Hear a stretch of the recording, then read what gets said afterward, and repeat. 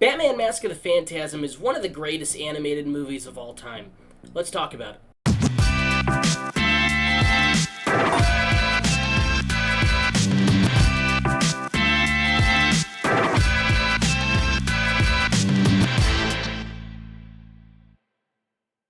What up, guys, and welcome to the Flopbuster Movie Show YouTube channel. I'm Tony, co-host of the Flopbuster Movie Show, and today I'm starting a new series on the channel where I talk about pretty much my favorite movies, and these are kind of like video essays, sort of.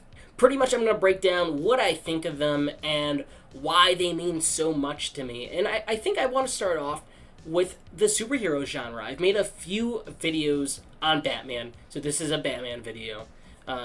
Unshockingly, but I did put up a poll on Twitter to see which video people would be interested in, and between this, Superman 1978, and Spider-Man, Sam Raimi's Spider-Man, people picked this one, and it had the most votes. So these are my thoughts on Batman Mask of the Phantasm.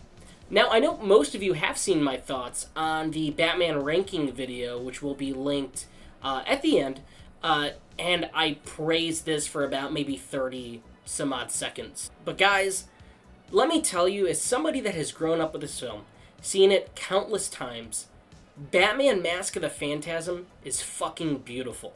Now, those of you that have not seen Batman Mask of the Phantasm, let me just run it down very quickly. Batman Mask of the Phantasm was released in 1993 in theaters. At first it was meant to go on video, but late in production the team was told that it would get a theatrical release, and it recounts the early years of the Dark Knight and his love, Andrea Beaumont. The filmmakers were actually incredibly pissed when they found out that they had this short window of it going to theaters and the way it was marketed. The film wasn't marketed that well. I think it cleared about $6 million by the end of its run, but it did find life on home video. The biggest praise I think that this movie got, which is really cool because the film did open to some great critical reception, but the best critical reception came from two of probably the most famous critics of all time, Siskel and Ebert, who featured the film on an episode on the home video release where they were pretty much kicking themselves over not seeing this movie in theaters. Ebert declared it one of the greatest superhero movies and the best Batman movie at that time. Batman Mask of the Phantasm was big-time entertainment. I really liked it. You know, I think that the day is coming, and it's also happening with the Disney pictures, when adults are realizing that animation is not limited to an entertainment form for children, and that animation can do some things live action can't do. Now, this is a film for me that was always around, it was always on, but it was a film that grew with me. It was a film that got better every time I watched it, and it was more meaningful every time I watched it. And it wasn't because suddenly I found new meaning or this and that. It was because I got older. There were things that were always there that Paul Dini and Bruce Timm put in there. The writers that put in there, the artists, callbacks to old Hollywood movies that they love. But the number one thing that makes this film work in its 78-minute runtime is the romance. Now, on the surface level, some of you might look at this and go, oh, it's just a children's animated movie. But what Mask of the Phantasm does is totally different and totally out of left field, is it makes this a tragic romance of Bruce Wayne and Andrea Beaumont, who are two people that are kind of incapable of letting themselves be happy, and when they do, they feel like they don't even deserve it. And the chemistry is electric. There's callbacks to the golden age of Hollywood cinema through the art style, the direction, the voice acting. The voice acting is top-notch, and it's crazy that you could think that two people have chemistry when they're just animated. But they do, they really do, and you're really invested in the story. And there's a focus on that here, more so than, oh, it's a Batman animated film. Honestly, it's more of a romantic movie than it is an actual superhero movie. But it works in its favor because that's where the originality comes from.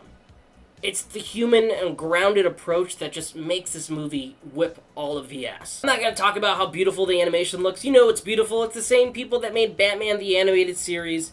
It's pretty much a condensed, larger version of that show. You could tell they had maybe a bit more time to work on it. It's definitely more detailed, and this thing looks beautiful if you get a chance to see it in theaters. It really, really does.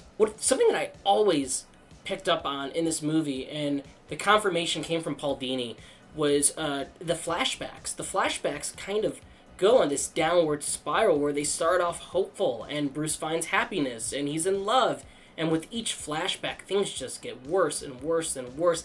And by the time you get to the origin of Bruce Wayne becoming the Dark Knight, it's seen as a tragedy.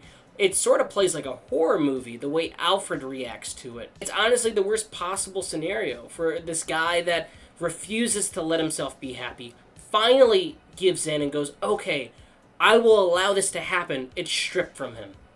And that is where he becomes the Dark Knight. And I gotta give credit to Kevin Conroy, who's been playing this character for, 30 years now? Through a variety of different video games, animated shows, animated films. And the dude just, within 78 minutes, shows a variety of emotions that most actors can't commit to within 2-hour runtimes. He shows incredible range and just his voice acting. And this is a broken Bruce Wayne. When we show Bruce in modern day, he's Batman, he's on the scene, he's doing his thing. But in the flashbacks, we see a totally different side of him, and it works so well. Again, credit to that 40s Art Deco style, the gothic imagery. It's 100% within the character. It's beautifully animated. Hats off to those animators. I mean, this is one of my favorite looking Batman things ever. I also love how they kind of work in the origins of the Joker, too. He's not a big character in the film, but he's there, he's around, and by the time he gets more screen time to play around with, Mark Hamill just knocks it out of the park in that second half. And his little area that he hangs out in, the rundown amusement park, is one of the coolest things that I wish they would show in the feature films, too. But the final showdown there is so cool. And don't get me wrong, this movie delivers on the action. It's such a perfect love story that the action, when it does come, it's great. But it's the love story that drives you in, which is insane to talk about when it's like a comic book movie, that the romance is the big part that you take away from. But for me, that's what makes these characters work. My favorite comic book characters have great love stories. Spider-Man has a great love story. Superman and Lois have a great love story, specifically in Dick Donner's Superman, which hopefully I'll be able to talk about at a later video. And here, Andrea Beaumont and Bruce Wayne. So, what do you take away from this video? I just really like Batman, and I like the character, and I like this movie. I love this movie. It's one of the best adaptations of the character, one of the coolest animated films, personally, for me. And if you haven't seen it, please do. It's much more adult-oriented than most animated films of that time period were, and it just rocks. There's also some really cool straight-to-DVD animated things that some of the team on this worked on, like Batman Sub-Zero with Mr. Freeze. Really cool film. And Batman Beyond, Return of the Joker. Another great one. What are your favorite moments in Batman Mask of the Phantasm? What do you love about the Bruce Timm universe? I think it's one of those things that I would love to see come back. I know we're getting the new Cape Crusader show, but I would love to see Bruce Timm just bring back like Justice League and all those things that he was working on, because I really do love that art style. Anyway, guys, let me know your thoughts in the comments below. Your favorite animated superhero movies. Let me know what they are, and let's talk about it. If you're new here, make sure to check out the other videos on the channel. We go live Tuesdays and Thursdays. We talk about everything in the world of movie news. And if you like what you see, hit that subscribe button, like, comment, share, all those nice things. And I'll see you on the Thursday show.